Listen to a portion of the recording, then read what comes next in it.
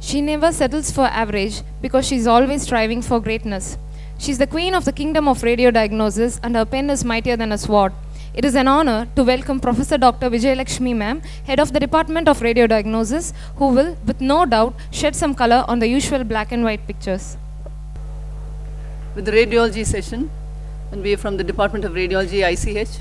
Now we start with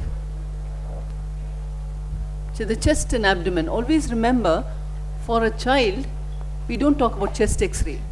We talk about chest and abdomen, because most of the time there are a lot of abdominal conditions that are reflected as respiratory symptoms, and there are some chest problems that actually arise in the abdomen.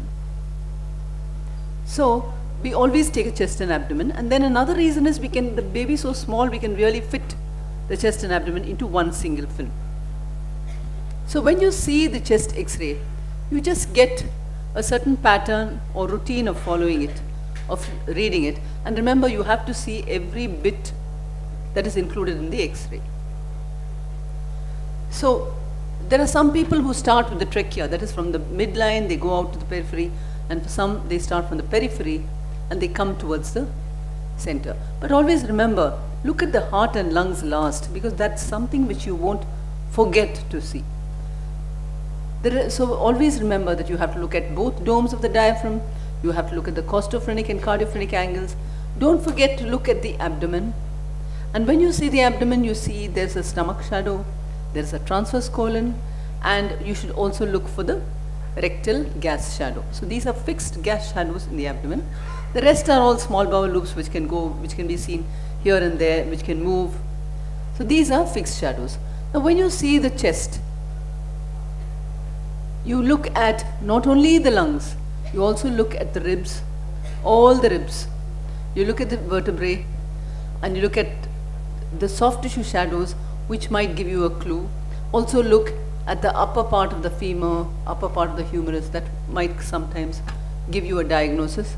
So all these points you have to see when you see a chest and abdomen X-ray. Now this is something which you all are also familiar with. You are seeing, what is it that you're seeing? You're seeing? Okay, this is respiratory distress syndrome. Small child, preterm child, both lungs involved, bilateral symmetrical involvement, and lungs are completely white. The lungs are white because there is no air.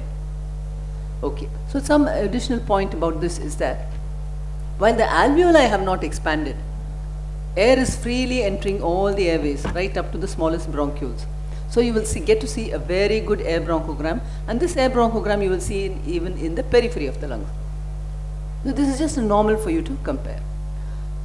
Now here again there's a small child, respiratory distress. Always it is very acute respiratory distress, and you have to sort it out. So this child also has come, as you can see, that this child is only 1 day old, and the child is having respiratory distress, and this is not respiratory distress syndrome, right? Because there are some alveoli which are filled with air. Okay, so this is not RDS. Our problem is whether it is transient tachypnea of the newborn or whether it is congenital pneumonia. Now how do you differentiate? No, you really can't differentiate. You just have to maintain the child on supportive measures and repeat the X-ray after 24 hours, and you will see that here you see there is complete clearance. No pathology will just disappear in 24 hours. So this is just a delayed expulsion of pulmonic fluid. And this is not congenital pneumonia. Now this is just for you to compare. You see this bilateral symmetrical involvement, and here you see that the left lung appears a little hazy, but the right lung is perfectly alright.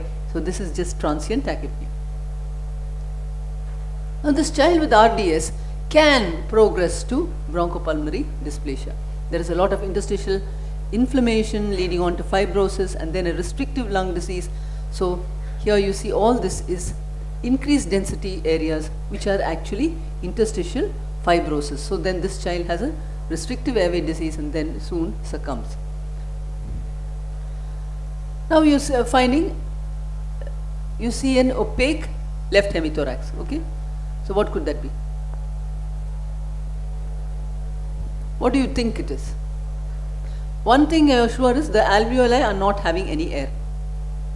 Okay, or the alveoli are masked by, say, pleural fluid or some mass, which again is not air, it is just solid content or fluid content. So that can also cause a white shadow on the X-ray. Now here you see, you look for signs of volume gain, volume loss or no volume change. You have to look for these 3 points. Now what do you think there is? Volume loss. What are the signs of volume loss? Trachea somewhat in the midline. Okay, look for something else. What about the heart? 1/3 of the heart should be to the right of the midline. Here you are not seeing any heart on the right side. So the full heart is on the left side. Then crowding. The ribs are definitely crowded. Then you look at the dome of the diaphragm. This left dome should be a little lower. Here it is almost on the same level. So all this means there is volume loss, and therefore now we are dealing with collapse of the left lung. What do you think you are dealing with here? Is there a volume gain or volume loss or no volume change? Now again, look at the trachea. Okay, fine. Look at the heart, little bit I said you should see on the right side. You are seeing to the right of midline, you are seeing. Okay, fine. So is there any volume increase? Is the heart shifted to the right? There is no volume increase. So what is this? This is consolidation. So just you have to look for volume change. So this is consolidation. And so now we come to part of the lung being opaque. We saw the entire hemithorax, now we come to part of the lung. Now when you see here, you can see that there is a triangular shadow. Now anything triangular belongs to the lung. Okay, full lung is also triangle, lobe is triangle, segment is triangle. Anything if you see triangle, it is lung. Now our problem will be, is it collapsed lung or consolidation lung? Okay. Now if you see here, now you again have to look for volume loss or gain. Here you see the trachea is right, and then there's an arching of the minor fissure. So there is all means there's a volume loss. So this is collapse of the right upper lobe, and this there is no volume gain or loss. So this is only consolidation of the right upper lobe. So what is this now? Entire heart is on the right side. Left lung is showing more air. It is blacker in color. That means there is more air. Maybe it is compensating. It is emphysematous for some reason. So what do you think has happened? This left lung is so large, it's herniated across the midline. Okay. What happened to the right? What happened to the right? Is the lung not there at all? Air bronchogram is there. So the lung is there, but it is probably collapsed. So we are dealing with a collapsed right lung, and therefore the left lung is trying to compensate. Anything else you all can see? The NG tube is in the upper pouch itself. So this is actually esophageal atresia with a tracheoesophageal fistula. Now these children, you know, are very prone for choking, aspiration, and therefore all these lung problems.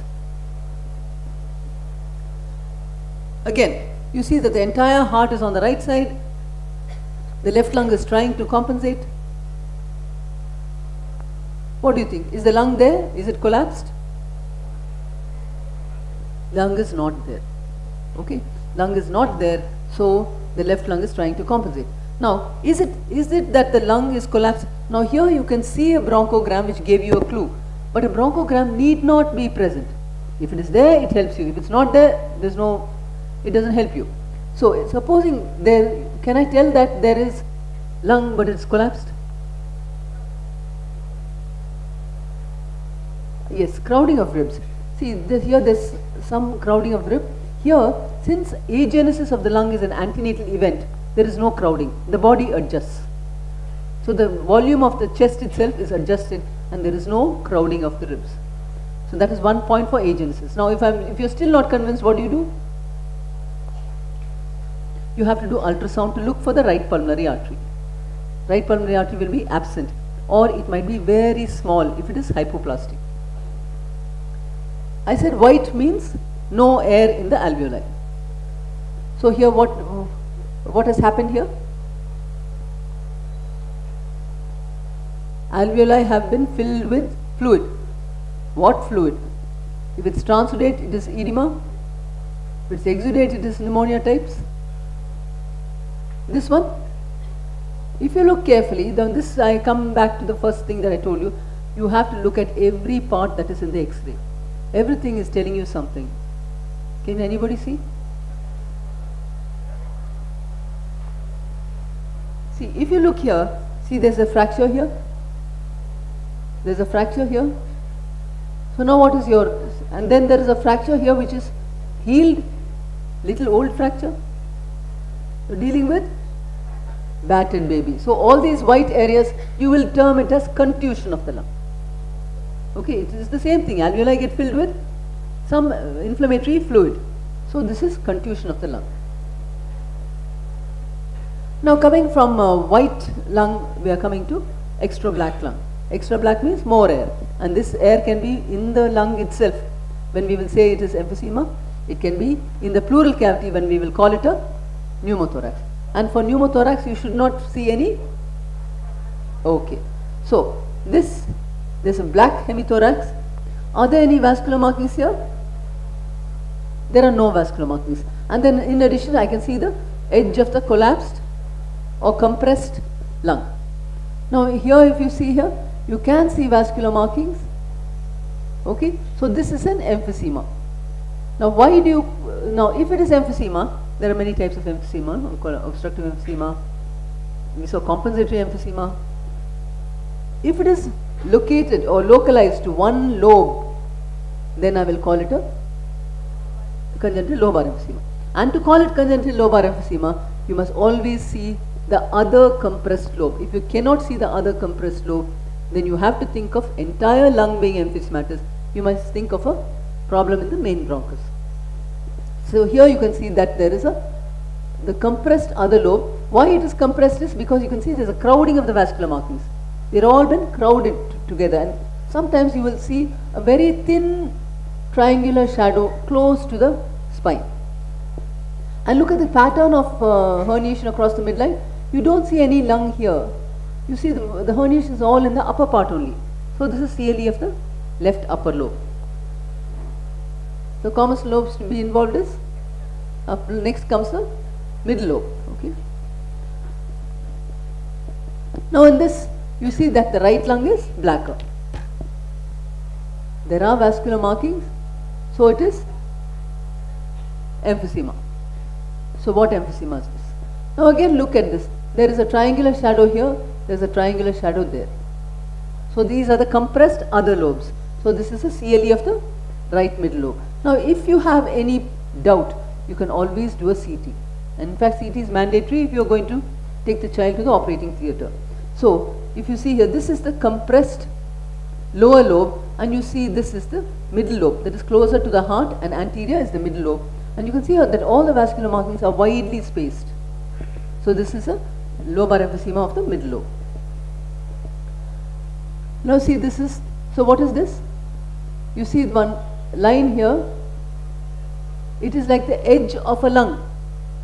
Now this is something called a skin fold. Now in the child, the skin is very lax. So when you hold it tight against the table or on the film, you tend to squeeze the child up, and there is a line formed here which tends, you tend to think that this is the edge of the lung and this is pneumothorax. So you must be careful about this pitfall. Now what you do is, you have to search for at least one small bronchovascular marking in that peripheral portion. Even if you find one small bronchovascular marking, you are dealing with a normal lung. It is not pneumothorax. So otherwise, if you don't watch out, you end up putting a chest tube for a skin fold. So how do you, so look at this also, look at this edge.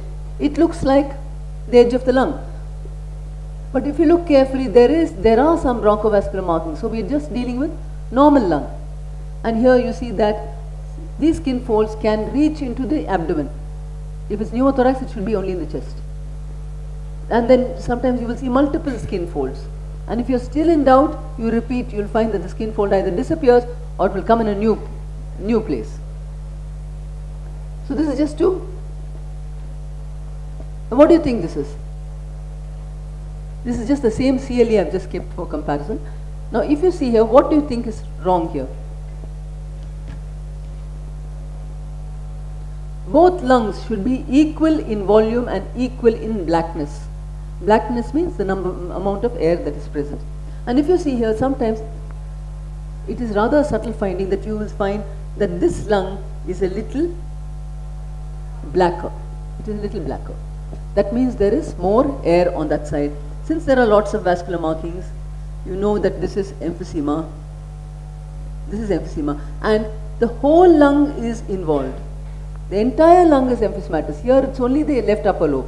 You see the compressed lower lobe. Here there is no compressed lower lobe. So the entire lung is emphysematous. So this is obstructive emphysema, and this becomes an emergency due to foreign body. Here also you see that the entire lung is emphysematous, but the right lung is destroyed, because you see some bubbly shadows here. You see some bubble shadows here. Okay, so this means that this lung is destroyed, and therefore this lung is compensating.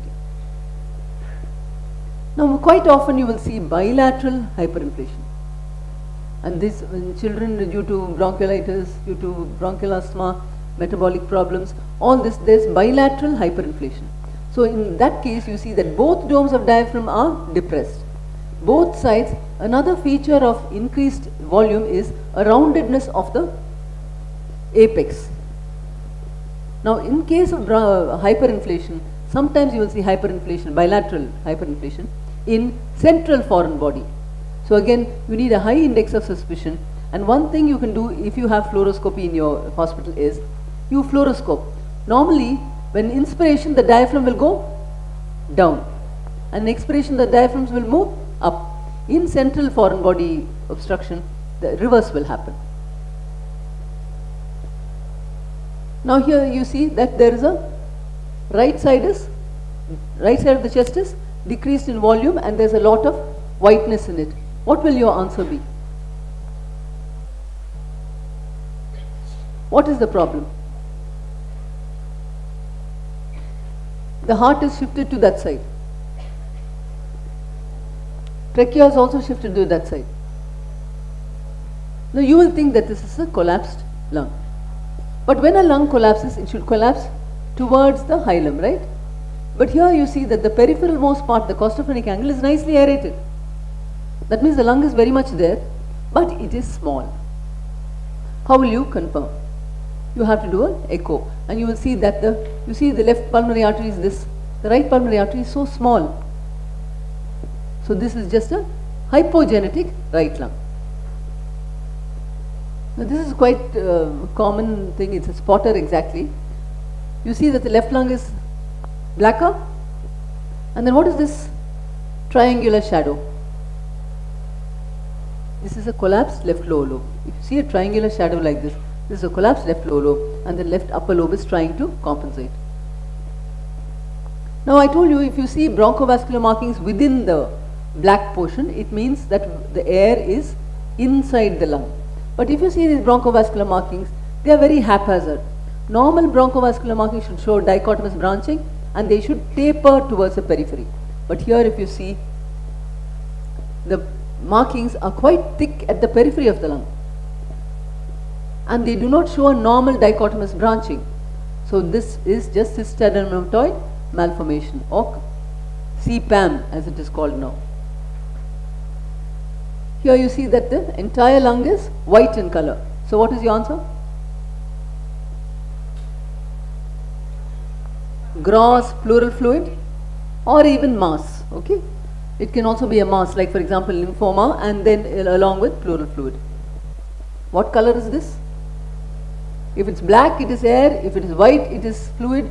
And this is a little grey, so it's a mixture of air and fluid. So what are we dealing with? Pyeopneumothorax. Okay. Again I told you this is you see it is grey in color. It's a mixture of air and fluid. Is this pyeopneumothorax? So this is another pitfall. Quite often this is mistaken for pyeopneumothorax, and a chest tube is put in. See, like for example here, a chest tube has been put in. Now to make this diagnosis, you just need a high index of suspicion. This is a delayed diaphragmatic hernia. Now the child will, this is post-traumatic, but the trauma will be so trivial that nobody will tell you. The child might have just fallen. They'll get up and then start playing. After 3-4 hours, because of pent-up secretions, because of eating, the contents of the stomach go on accumulating, and then only the respiratory distress sets in. After that, the child comes to the hospital. So the child will not even give you a history of trauma. All that you have to do is, you have to have a high index of suspicion about this, and no harm. All that you have to do is just insert an NG tube and see where it goes. Here you see that the NG tube has gone and curled up in the thorax, that is, it has gone and curled up into the stomach. So this is, we are just dealing with a delayed diaphragmatic hernia, and this is a surgical problem, and you will be sending it to the surgeon. And talking about air here, you see that normally the cardiothymic shadow is the thymus is always seen along with the heart. You don't see the thymus separately. If you see it separately, lifted away from the heart, then it is a pneumomediastinum. This child will come with respiratory distress, but if you see this picture, then you know what is the cause for his respiratory distress, and that you just have to wait. This is another feature. If you see here, normally the diaphragm is not seen separately from the heart, but in pneumomediastinum you can see that this thin sliver of air, so you see the heart separately. And if you have any doubt about this, like see the thymus looks like a mass, all that you have to do is an ultrasound, and this will show that this is only the thymus. Another child with respiratory distress comes, and what do you see here? You see just ground glass haziness. Now this, we are getting to see this quite often. This is just interstitial lung disease. Another child with interstitial lung disease. Now what is this? You see a lot of cystic shadows in the left hemithorax. What is this?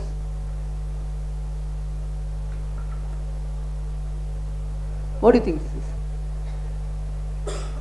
Okay, so now if you see here, again the question you ask yourself is there any volume change? Is there any volume change? No. Now look at here, there are lots of cystic shadows, but you see that the entire heart has gone shifted to the right side. So here there is a shift of the mediastinum, and here there is no shift of the mediastinum. So it's just that this normal lung has got destroyed and is replaced by a lot of pneumatoceles.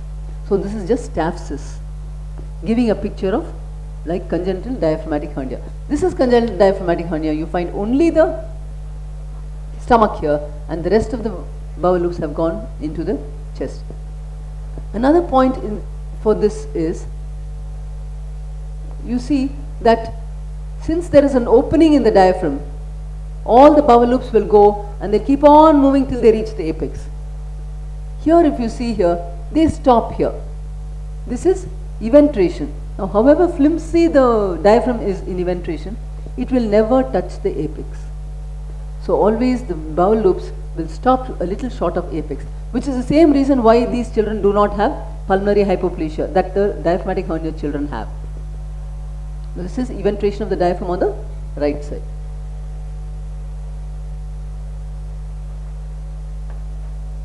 If you see here, you can see lots of shadows here, air shadows, tubular round shadows. But if again, this is one important point. Look at the costophrenic angle, rather cardiophrenic angle on the right. Isn't it blunted? So this is the site of the problem. So this is actually, and you see that the lateral film will show all the bowel shadows anteriorly. So this is a Morgagni hernia. We saw the Bogdalic hernia in the previous slide. This is a Morgagni hernia where the defect in the diaphragm is anterior and medial. That is why the right cardiophrenic angle has the blunting. And if you take a lateral, you see that all the bowel loops are seen anteriorly. Now talking of the cardiophrenic angle, this is a very peculiar site for a set of problems. So one thing is, of course, you can get right middle lobe consolidation. If the heart border is seen flush with it, then it's middle lobe. If it is seen separately, then it is the lower lobe. Here you can also get, what is this? Air fluid level, round lesion, pulmonary abscess. Okay.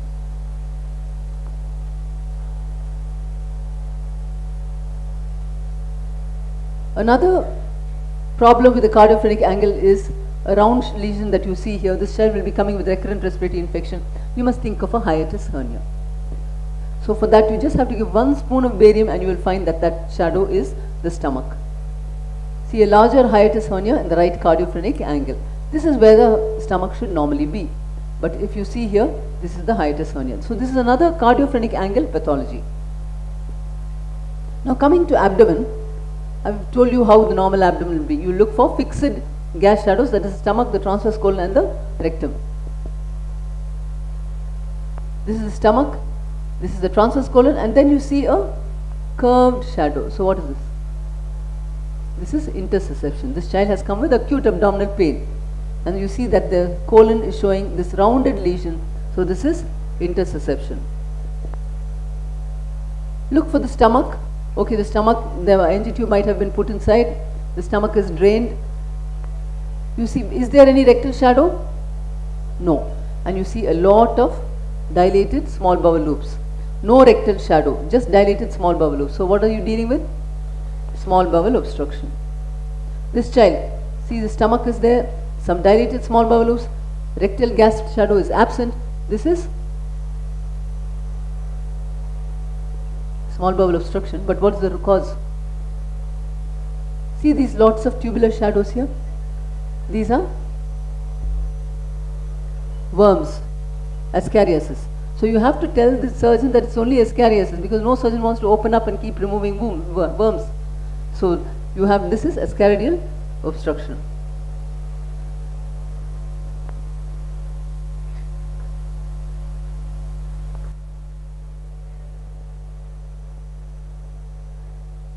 Anybody? You can see air under the diaphragm. You can see this white line here, that's the falciform ligament. So this is the football sign. Falciform ligament will not be seen usually, but if air is seen on either side of it, then you will see the falciform ligament. Then normally you will percuss the liver to see for absence of liver dullness clinically, no, for pneumoperitoneum. Here you see that there is an absence of liver whiteness. So that is also a sign of pneumoperitoneum. What do you think this is? No air at all in the abdomen. What is this? Pure esophageal atresia. This one? Up to the pylorus you see. No distal air. So this is pyloric atresia. Also there is an esophageal, tracheoesophageal fistula also. Okay. Here you can see the stomach, you can see the duodenum. So what is this? So before you jump to that, you see there is a lot of distal air. So this is not duodenal atresia. Okay. So what is this? This is malrotation. Okay. This is malrotation. Now this is duodenal atresia. You see that the stomach, the duodenum, no distal air. This is duodenal atresia. This is malrotation because you can see distal air. So how do you confirm? You can do an ultrasound, but with barium meal also you will see that the duodenojejunal junction will normally be to the left of L2. In malrotation it will come to lie over the spine or it will come to lie on the right side. And if you miss that, you see that the cecum is also very high placed. In ultrasound you will see that the superior mesenteric vein is normally to the right of the artery. Normally IVC is to the right of the aorta, no? The same way. SMV will be to the right of SMA. And in malrotation you will see that it is reversed. The vein will come to lie anteriorly or to the left. This is the whirlpool sign with ultrasound. So you see this is stomach, duodenum, jejunum, so no distal air, this will be jejunal atresia. Lots of small bowel loops, no rectal air, this will be ileal atresia. Here there is a paucity of air in the abdomen. Though the abdomen is so distended, there is a paucity of air. And if you see here, there's some calcifications. So now this is meconium, ileus meconium peritonitis. That is, the calcification are peritoneal calcifications. And these children also have a very small colon, a microcolon. This is just to show you now, child with constipation. However advanced imaging gets, we still need this barium enema to make this simple distinction between a surgical problem and a medical problem. So here, if you see here, if you put in barium, you look for the transition zone. If there is a transition zone, that is from narrow to wider, then you are dealing with Hirschsprung's disease. If there is uniform dilatation, no transition zone, you are dealing with a medical problem, habit constipation. Now this child is in intensive care. Child is in intensive care. You see that the lung is collapsed, problems of ventilation, and then you see the small kidneys with calcification. This child is oxalosis and has oxalosis and is in CRF.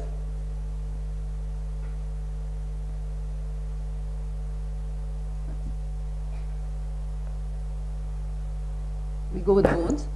Now, this child has come with short stature. So what do you think this is? You can see a square ilium. Okay, so the square ilium means achondroplasia. Now, but square ilium doesn't mean only achondroplasia. So you have to look for interpedicular distance. This is just the normal for you to compare. You see the IP distance from L1 to L5 goes on widening normally. Now here, if you see, it gets narrower. Sometimes it can be parallel, but here it is narrow. So this feature belongs to achondroplasia. Okay. So apart from that, they will have rhizomelia, shortening, they will have frontal bossing, they will have lumbar lordosis. All that are common to a number of conditions. But this feature, if you see a square ilium and if you see this narrowing of the interpedicular distance, then you must think of achondroplasia. Now this is the same child for comparison. Here also you see there is a square ilium, no? Ilium is square. Now look at the IP distance. Are they narrowing like this? No. So this is not achondroplasia. So what can it be? Now look at the upper femoral epiphysis. This is a small infant. Upper femoral epiphysis should come around about 10 months. Sometimes nowadays we see everything is advanced nowadays, we see it by 5 to 6 months, but not in the newborn period. And then even if you see it appearing, it will be a speck. It won't be nice and round like this. So if you see this sort of picture, you must think of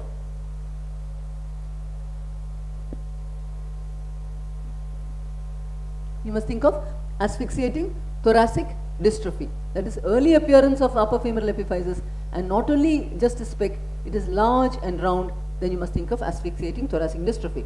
Now how do you confirm? Look at the DL spine. This one is normal. You see how far forward the ribs are coming. Okay. And if you see the other side, you can see that the ribs are falling short halfway through the chest. So these are short ribs. Depending upon the shortness of ribs, the child can live longer. So if the child has suitably good ribs, then you can think of June syndrome. Now here again you see there is a short, the ilium is rather square. Okay. Look at the interpedicular distance. Are they narrowing or they are normal? Normal. Look at the upper femoral epiphysis. Are they large and round? The one on your left is the previous one. Look at the one on the right. It is not round. It's just a small thing. So this is not asphyxiating thoracic dystrophy. So it is something else. So again, look for other features. You look at the mid segment of the you see this. This is a mesomelic shortening. Okay, the mid segment is rather short. This is a mesomelic shortening. And in addition, you must look at the medial part of the upper metaphysis. look at the metaphyses here, they will be nice and squared out. But here you see that they are rather sloping. The medial edge is sloping. This medial sloping you can also see in the humerus. You can also see it in the femur, all the long bones, you will see this medial sloping, and that means chondroectodermal dysplasia. Now these children also have polydactyly, but normal children can also have polydactyly. So in that case, you must look at the capitate and hamate. The capitate and hamate are fused. 75% of times they are fused, and if they are not fused, they are placed very close to each other in chondroectodermal dysplasia.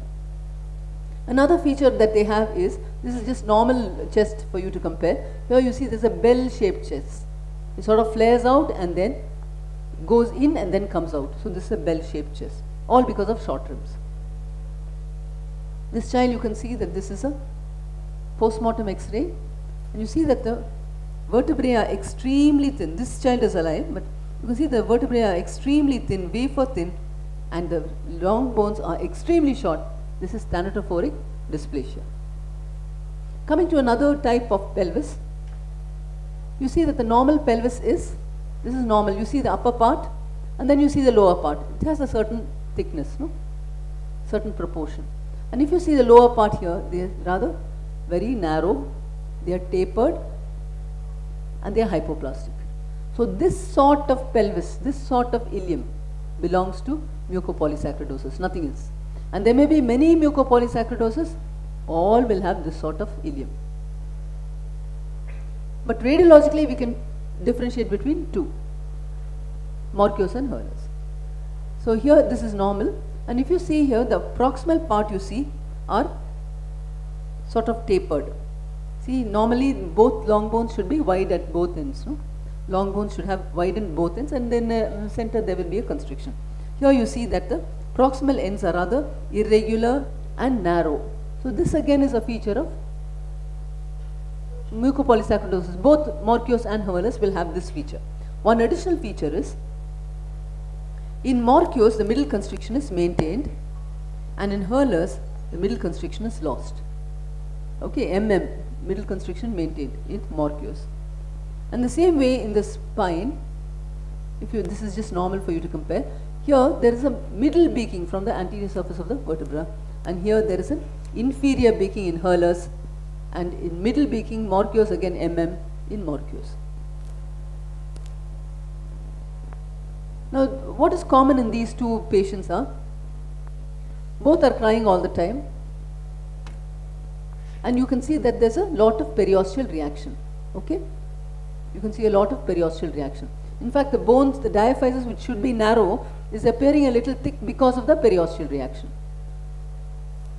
This is mucolipidosis. See, the shafts are all thick, but the metaphysis is quite okay. But here, if you see here, the metaphysis is showing some lytic areas. They are showing some lytic areas. So this is congenital syphilis. See here, there's a large chunk of metaphysis missing. If you see it in the medial end of the upper metaphysis of the tibia, then you call it the Wimberger's sign. Okay, here this same sign is seen here in the lower tibia. Now here also you have a lot of periosteitis, metaphysitis.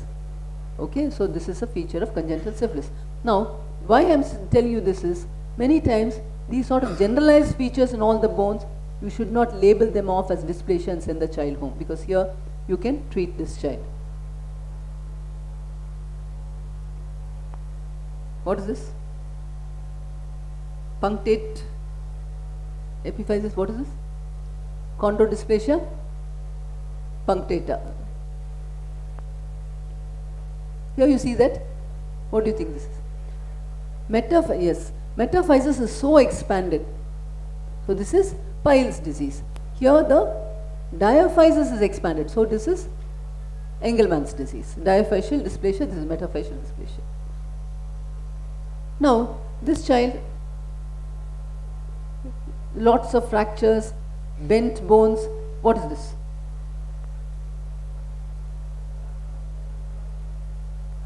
Now, the first thing, this child is also, they are crying on handling. The parent cannot comfort the child.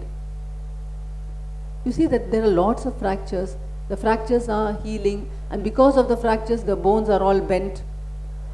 Now the thing is, you have to see the bones where there are no fractures and look for normal density or abnormal density of the bones. Now in osteogenesis imperfecta, the density of the bones will be reduced. In battered baby, that bone will be per se normal. And another important point for here, if you see here, the bones are all porotic. Here you see nice cortex, nice medulla. So this is battered baby. This is osteogenesis imperfecta. Now it's very difficult in practice to make this distinction, but one important point for you can remember is, look at this. You look at the ribs, they are so thin, no? They are very thin. So this is OI. And here if you see the ribs where there are no fractures. Lots of callus is there. Almost all the ribs are fractured. This is how bad BBS can get. Now look at the ribs where there are no fractures, and you will find that they are normal thickness. Normal thickness means battered baby.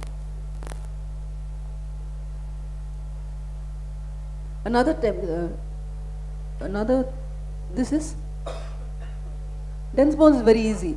Dense bones, it's the osteoporotic bones where you have many conditions. You have hyperphosphatasia, you have osteoectasia, many conditions are there, and for us we have to differentiate between the various problems. But this is osteopetrosis.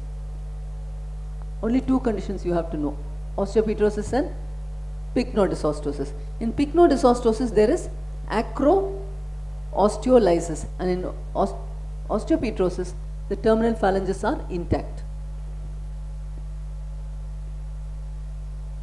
And pycnodysostosis, the angle of the mandible gets very obtuse. Here the angle of the mandible is maintained, it's normal.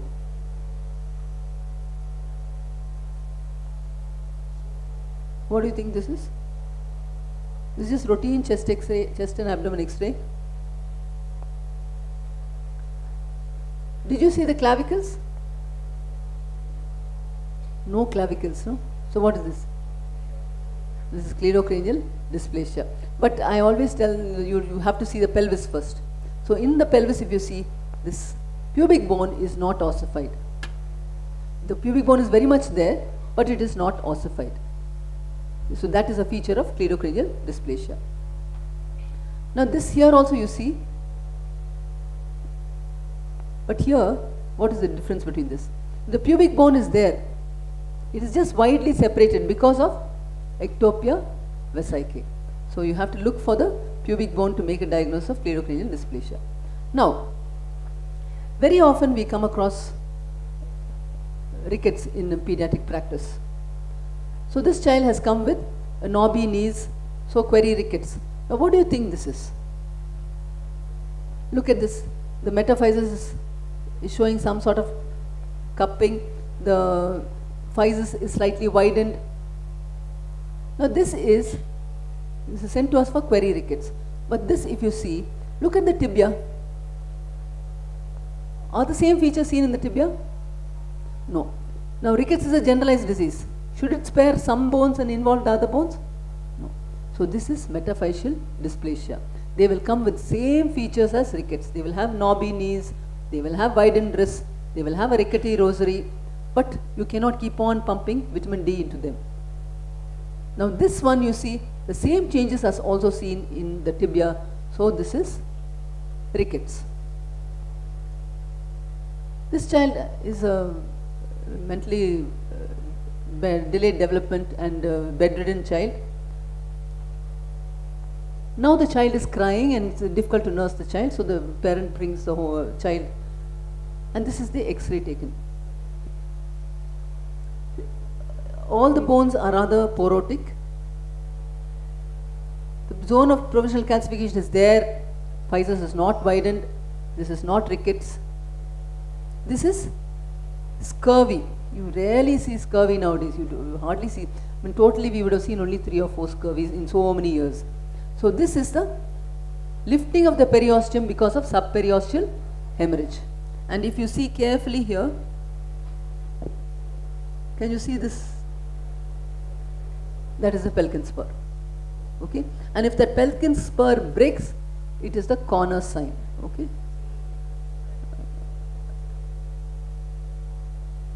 See here, It is very porotic here. The zone of provincial calcification be maintained, but beyond that, the bone gets very porotic. So this is scurvy. You might probably never see scurvy in your lives. What is this? This is just a spotter. Upper femoral epiphysis, normal height, normal density. This is reduced height, increased density. This is Perthes disease. Okay. This is just an expanded mandible. What do you think this is? Floating teeth, large lytic lesions, histiocytosis. Now this child has come with acute abdominal pain. This is just one normal for you to compare. What do you think is different in this?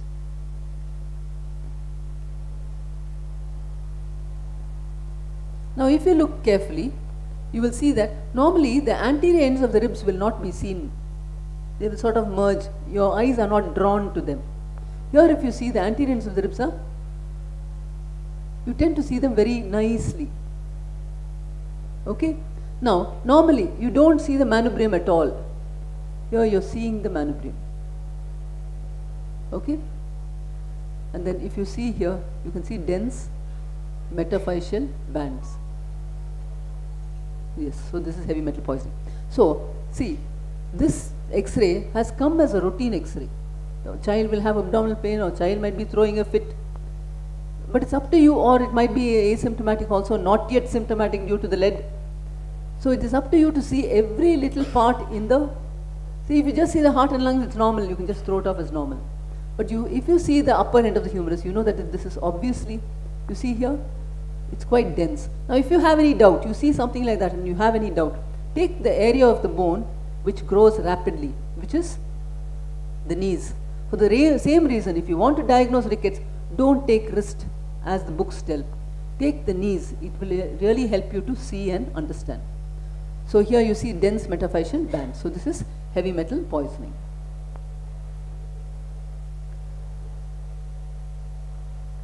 What do you think this is?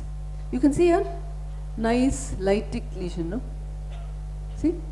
Nice lytic lesion. One more you can see here. This is histiocytosis. Here also you see lots of lytic lesions. How is this different from that? This is so fuzzy, very fuzzy and irregular.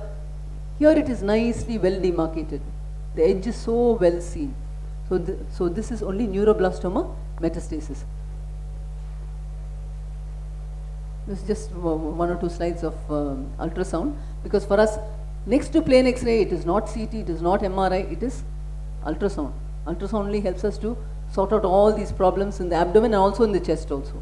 And in the newborn baby, we see the cranium also. So this is how the normal kidney should look.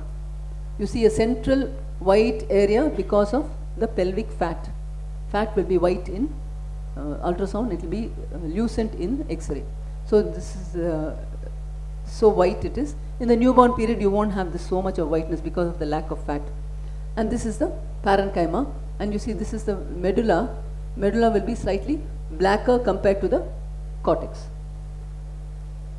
Here you see that both the kidneys are white in color. There is no medulla, there is no cortex, there is no sinus, there is no parenchyma. Uniformly white. This is